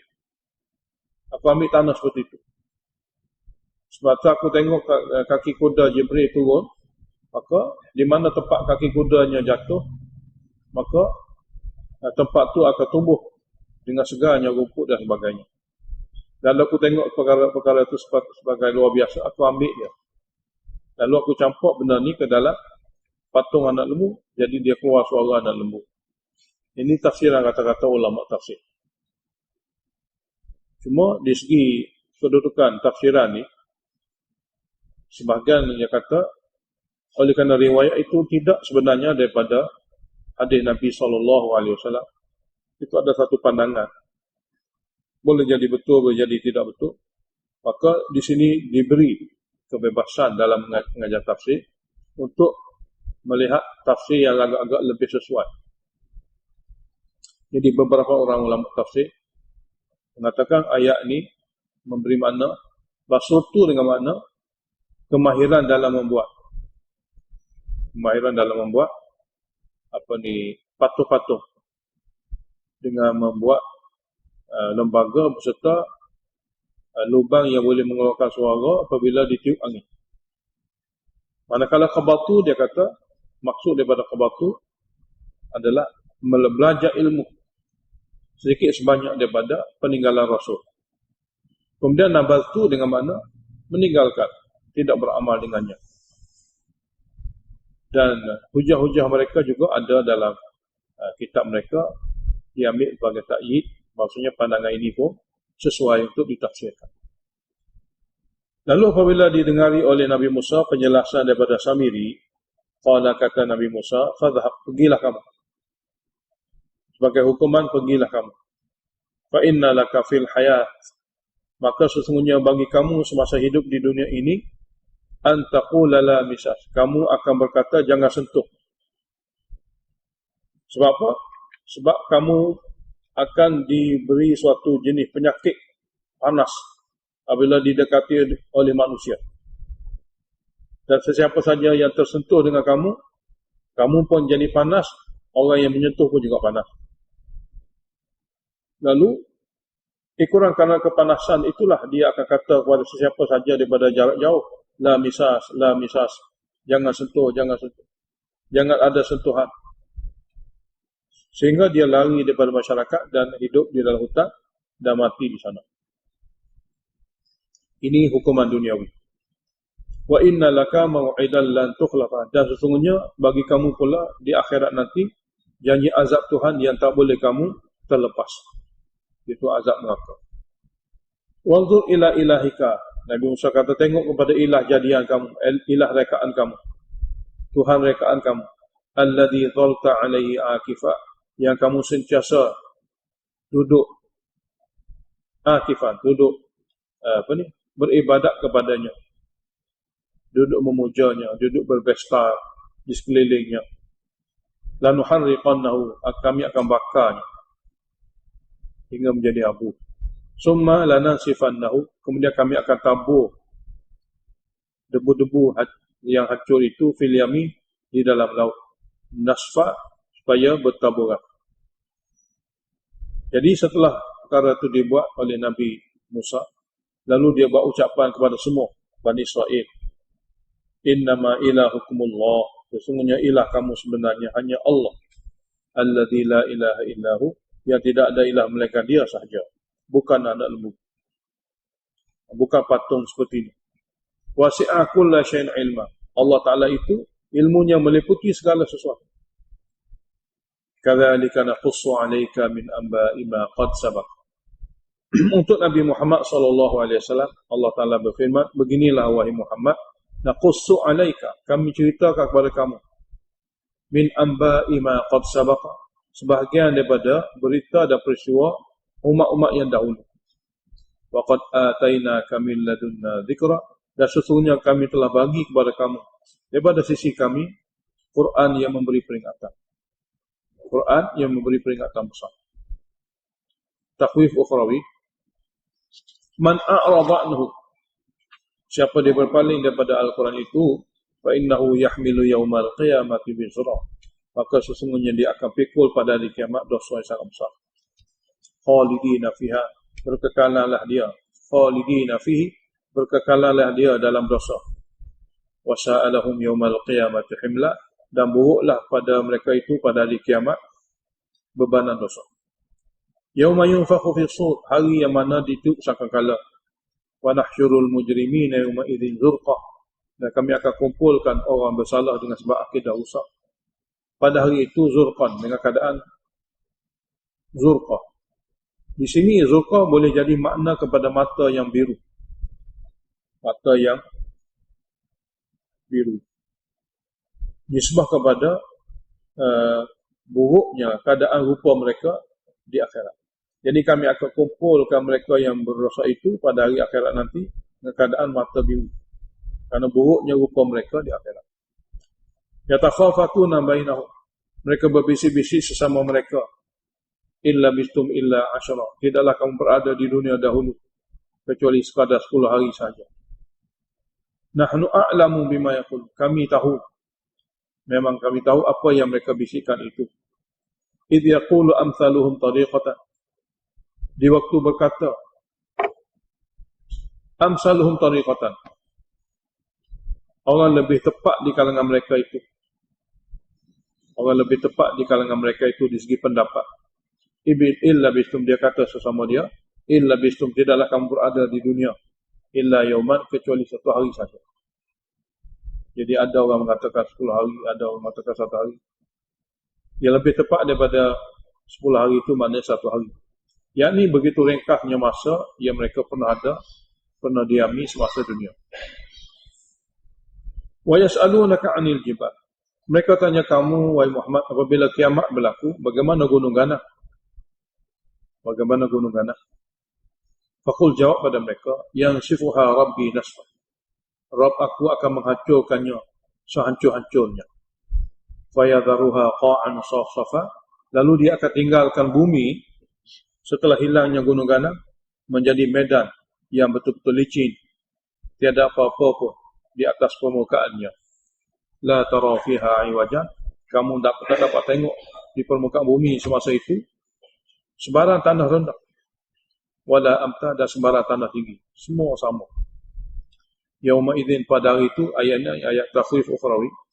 Yauma idzin, pada hari itu, yattabi'una ad-da'i, manusia akan mengikut seruan Israfil. La iwajalahu, yang tidak mereka belok dan bantah, terus pergi di tempat di mana dikumpulkan. Wa khasyatil aswatu lirrahman, tunduk segala suara untuk mendengar dan menunggu Tuhan Rahman. Fala tasma'u illa hamsa, di pada masa kamu tidak akan dengar kecuali suara bisikan sahaja, karena takut dan hebatnya Tuhan Rahman. Ayat seterusnya takhwif ukhrawi lagi. Yauma idzin, pada hari itu, la tanfa'u syafa', tidak akan memberi faedah syafaat kepada siapa, illa man adzina lahu rahman, kecuali kepada orang yang telah diberi keizinan terlebih dahulu oleh Tuhan Rahman. Wa radiya lahu qawla, dan diredai ucapan syafaat mereka, dan diredai ucapan syafaat. Ya'lamu ma baina aydihim wa ma khalfahum, di waktu itu Allah mengetahui apa yang akan berlaku wa ma khalfahum, apa yang sudah berlaku. Mana apa yang akan berlaku di akhirat, ke mana mereka nanti akan pergi. Wa ma khalfahum, dan apa yang sudah berlaku di dunia. Wala yuhitu nabihi ilma, sedangkan makhluk semua sekali tidak dapat mengetahui tentang Allah Ta'ala. Wa anatil wujuh, semua muka-muka akan tunduk. Semua muka-muka akan tunduk pada hari itu. Lil hayyil qayyum, kepada Allah yang maha hidup lagi mengurus dan mentadbir. Faqad khaba, dan sesungguhnya kecewa besarlah man hamala zulman, sesiapa yang datang membawa syirik pada Allah. Zulman di sini dalam tafsir Jalalain syirkan. Dan sesungguhnya kecewa besarlah seorang yang bawa di akhirat nanti syirkan, yakni syirik pada Allah. Sebaliknya ayat ini ayat tafsir. Wa man ya'mal minas salihat, dan siapa sempat melakukan amal soleh, wa huwa mu'minun, hal keadaan dia memiliki iman atas akidah tauhid, fala yakhafu zulman, maka dia tidak perlu takut akan kezaliman, wala hadban, dan tidak perlu takut kepada kekurangan. Wa kadzalika anzalnahu, targhib kepada Al-Quran. Bagi kesempurnaan itulah kami telah turunkan kepadanya Al-Quran dalam bahasa Arab. Wa sarrafna fihi, dan kami telah huraikannya berkali-kali. Minal wa'id, ada di antaranya wa'id, maknanya ancaman-ancaman sebelum kiamat, semasa kiamat, dan juga selepas pada kebangkitan. Karena kami telah huraikan berkali-kali dalamnya perkara-perkara yang akan berlaku sebelum kiamat, semasa kiamat, dan selepas pada kebangkitan. Tujuannya la'allahum yattaqun, mudah-mudahan mereka dapat jaga sungguh-sungguh.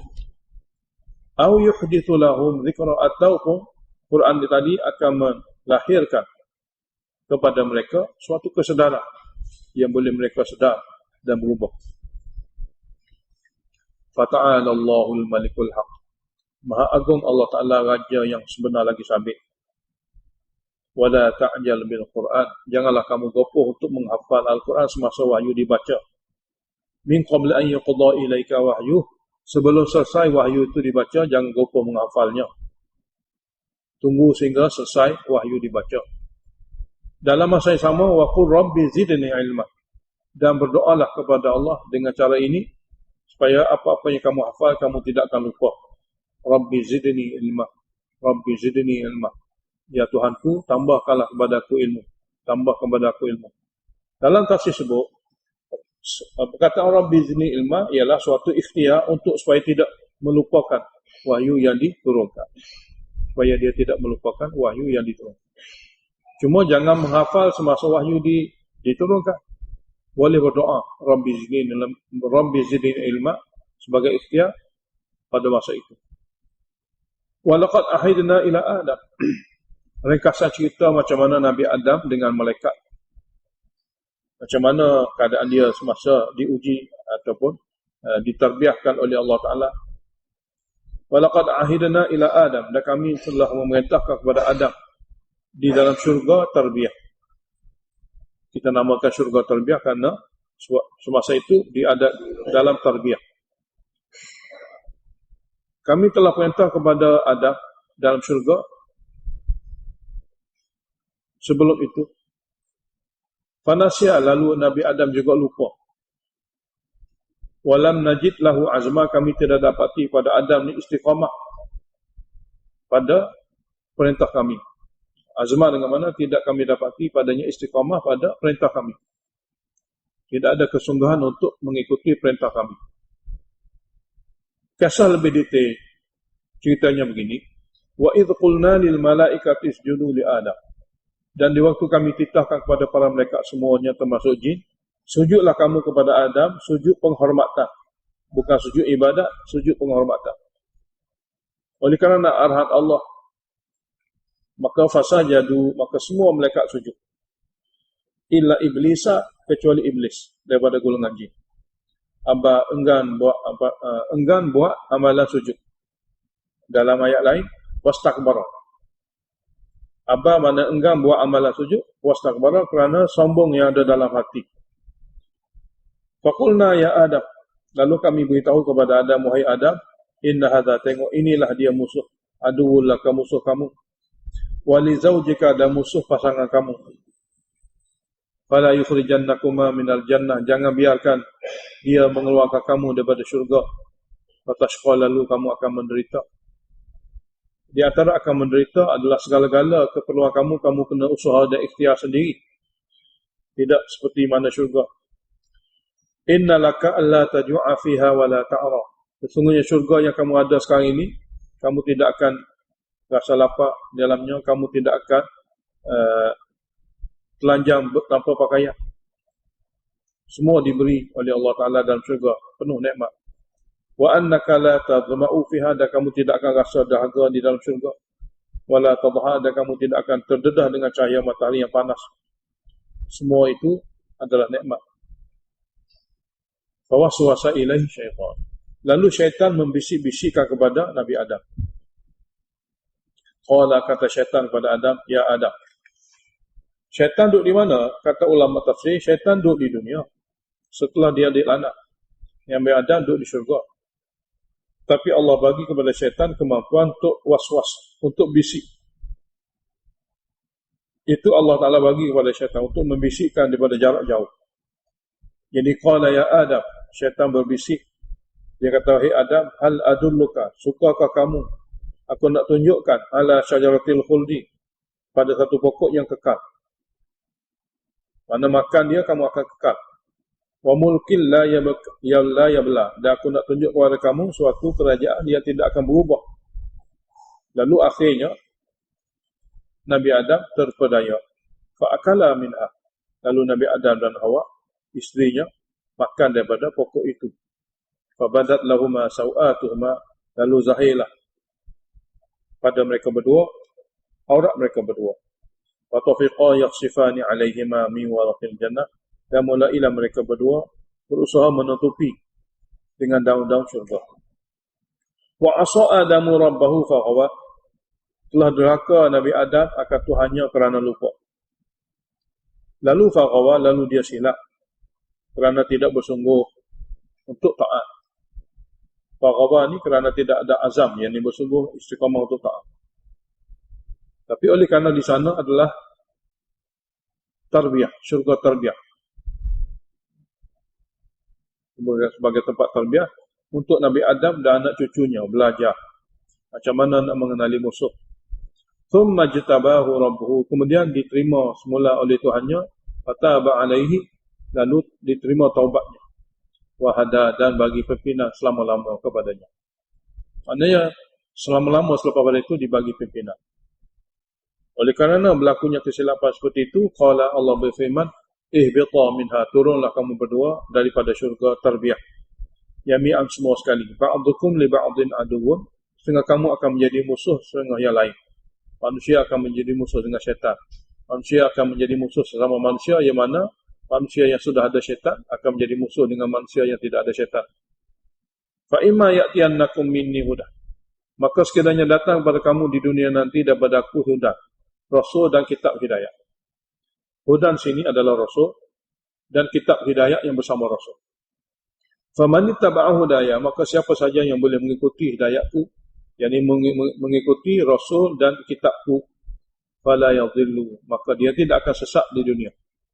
Wala yashqa, dan dia tidak akan menderita di akhirat.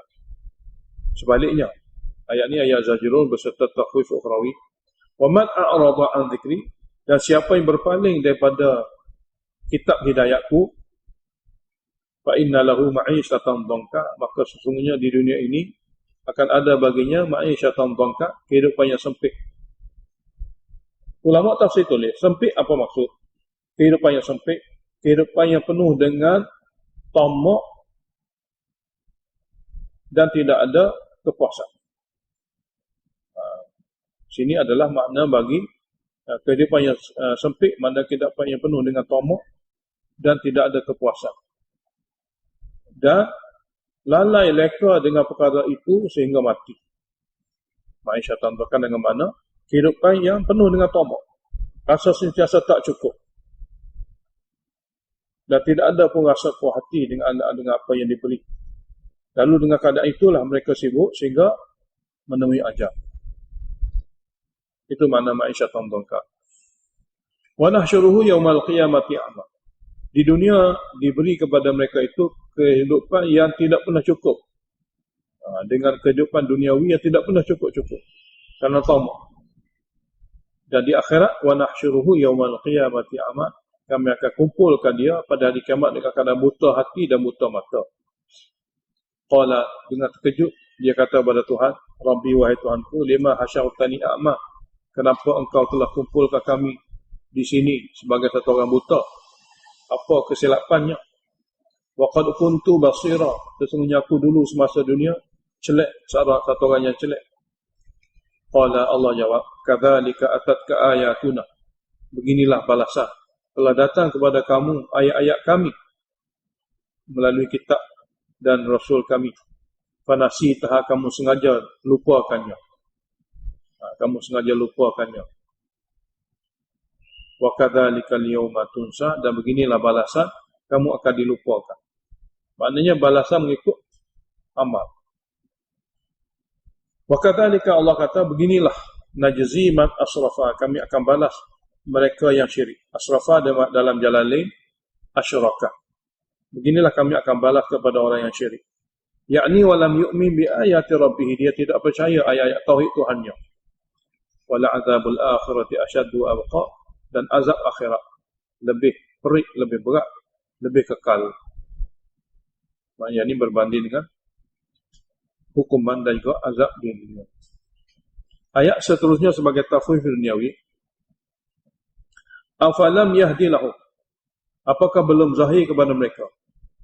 Apa dia belum zahir? Fa'il bagi yahdi, kam ahlakna, ramai mana kami telah binasakan sebelum mereka orang Mekah ini, minal qurun, daripada generasi dahulu yang hancur.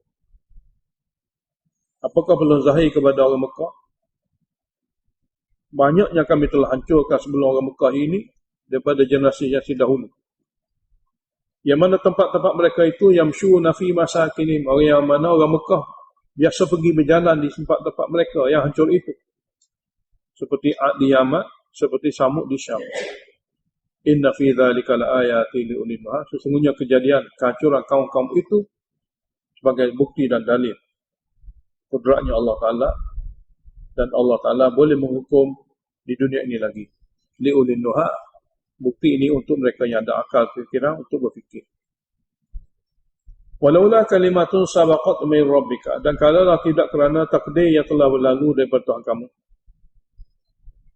Dan kalaulah wa ajalun musamma, kalaulah tidak kerana ketetapan masa kiamat itu telah ditetapkannya, lakana lizama, nescaya azab akan menimpa mereka serta-merta. Jadi walaula kalimatun sabaqat, ataf kepadanya ajalun musamma. Jadi terjemahannya walaula kalimatun sabaqat min rabbika wa ajalun musamma, hujung sebenarnya lakana lizama. Itu kedudukan dia apabila kita nak susun.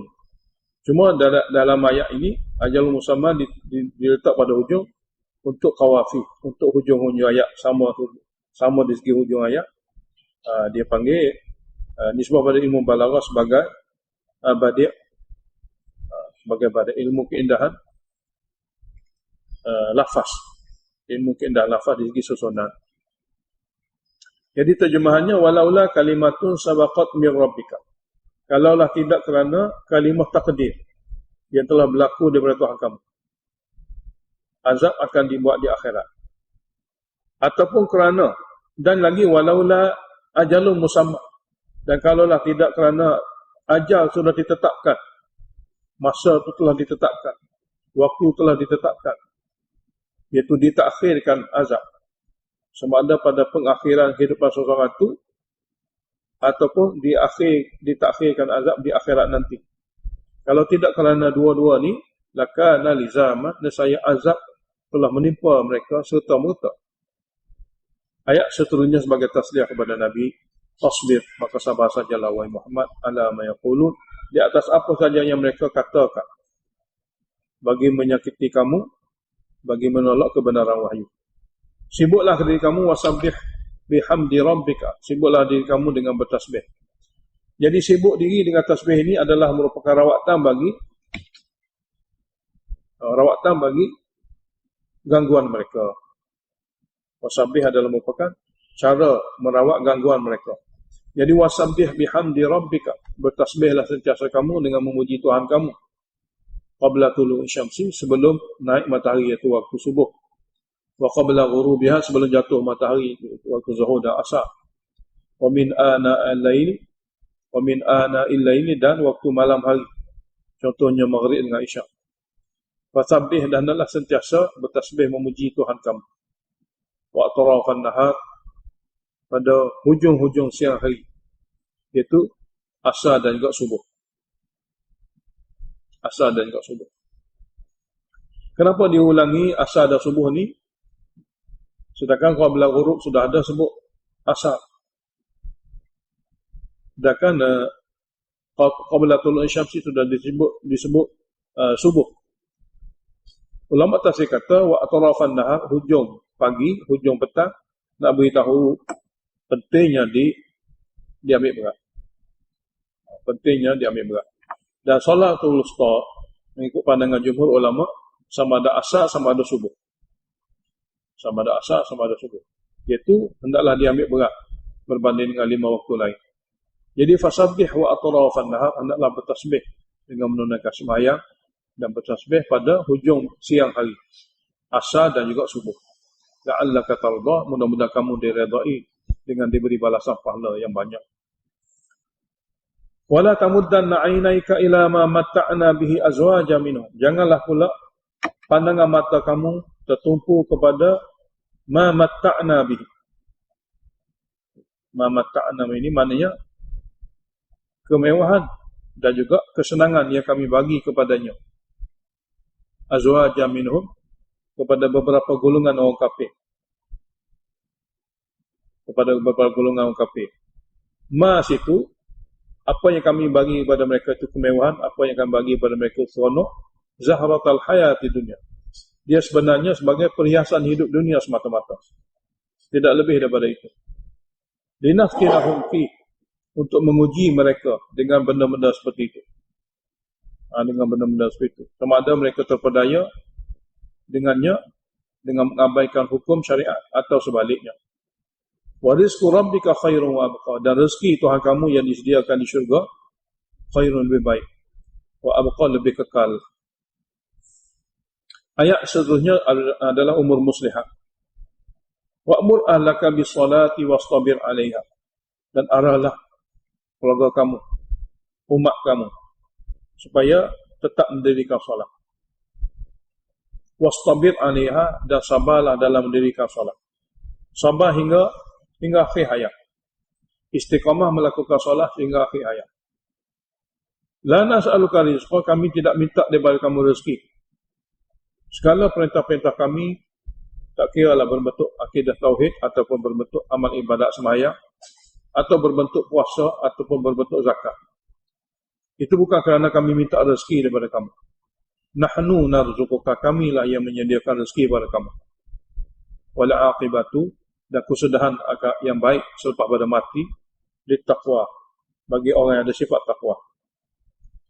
Ayat seterusnya sebagai tasjih, laporan degilnya hamba. Wa qalu, kata mereka, laula ya'tina bi ayatin min rabbih, kenapa dia tidak bawa kepada kami mukjizat daripada Tuhannya yang membuktinya dia nabi? Jawab kepada tasjil ni, awalam ta'tihim bayyinatu ma fi suhufil ula, belum sampaikah kepada mereka keterangan-keterangan wahyu? Belum sampaikah kepada mereka keterangan-keterangan wahyu yang ada dalam suhuf yang terdahulu? Yang dimaksudkan dengan suhuf terdahulu adalah kandungan Al-Quran. Kerana isi kandungan Al-Quran merangkumi semua suhuf yang dahulu. Merangkumi semua suhuf yang dahulu. Maksudnya segala-gala kitab di dahulu kala daripada kitab Allah Ta'ala yang pernah Allah turunkan dikumpulkan dalam Al-Quran. Dikumpulkan dalam Al-Quran. Jadi apakah belum datang kepada mereka bayyinatu, segala bukti-bukti dan dalil-dalil yang sudah ada sebelumnya dalam kitab suhuf dahulu dan zahir pada mereka pada masa ini dalam Al-Quran. Walau anna ahlaknahum bi'adabim min qablihi, Dan kalaulah bahawa kami binasakan mereka dengan azab duniawi sebelum turunnya Quran. Sebelum turunnya Quran, kami hancurkan mereka terlebih dahulu. Nescaya di akhirat nanti, laqalu, mereka akan berkata, Rabbana, wahai Tuhan kami, laula arsalta ilaina rasula, kenapa engkau tidak hantar kepada kami satu orang rasul? Fanattabi'a ayatika min qabli an nadilla wa nakhza. Lalu kami akan dapat ikut ayat-ayat kamu yang disampaikan oleh rasul sebelum kami dihina. Sebelum kami dihina dan dikeji.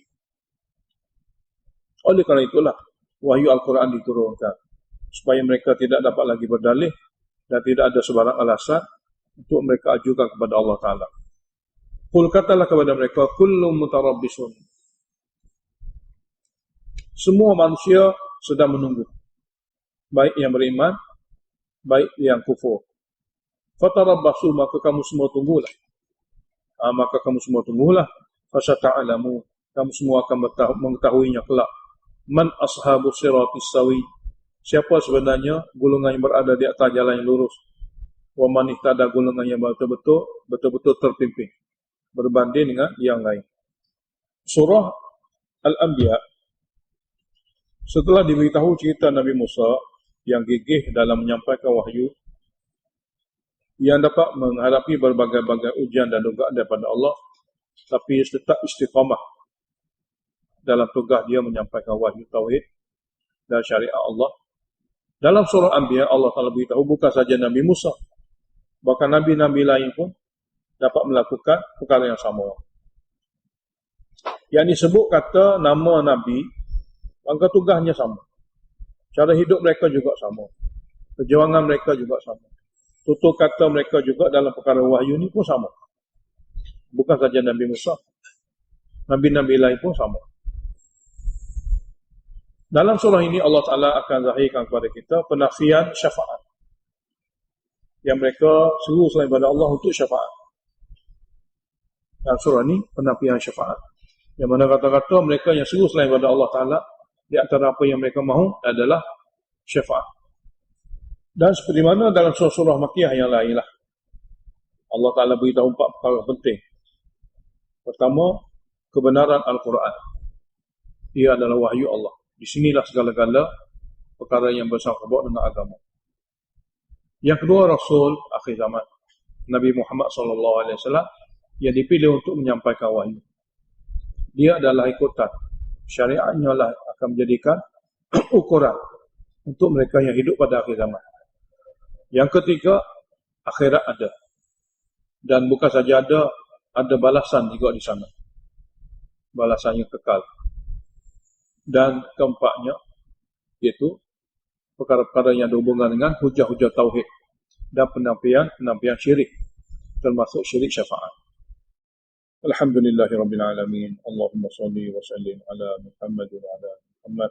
Allahumma waffiqna lima tuhibbu wa tarda waj'al akhiratana khayran min al-ula. Radina billahi rabban wa bil islam dinan wa bi Muhammadin nabiyyan wa rasula. ربنا تقبل منا إنك أنت السميع العليم وتب علينا إنك أنت التواب الرحيم. صلى الله عليه وسلم.